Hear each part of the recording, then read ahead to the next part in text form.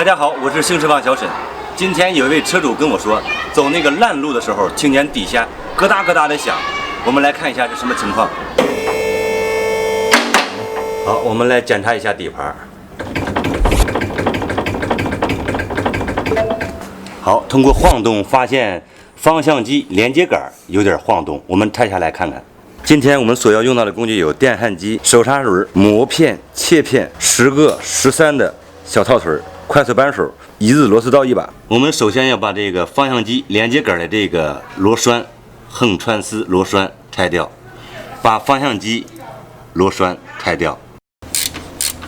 我们把连接杆的上端螺栓拆掉，这个连接杆可以拿掉了。好，我们来拆一下。上下端的螺丝都拆掉了，我们把这个连接杆给从里边掏出来啊。好，我们拆下来以后，看到这个转向连接杆的十字轴完全损坏，就是它造成的原因。因为这个车是东风小康 K07S 上的，买这个配件比较贵，我们用50这个连接杆给它改装一下，连接上去。由于这个东风小康 K07S 这个头是细头，这个50这个头是粗头，然后我们从这儿切断，然后再接住它，用电焊焊住它。我们进行一下改装。刚才我们把距离已经比划好了，现在我们开始真正的维修。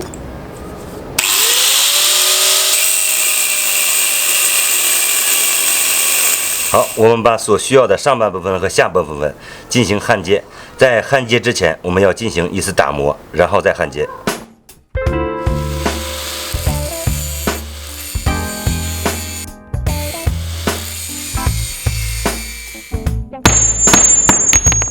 我们进行下半部分打磨。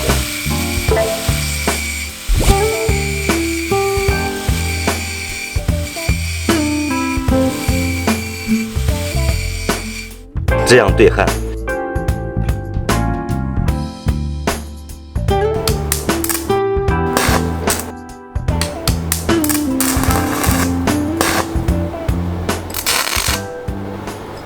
焊接以后，我们把接口打磨了一下，看看怎么样。我们把焊接好的连接杆安装在车上。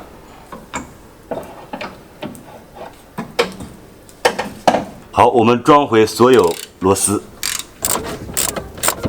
好，安装好连接杆后，我们换一下轮胎。现在间隙全部消失，恢复正常。出现这种情况的主要原因是原地打方向造成的这种后果。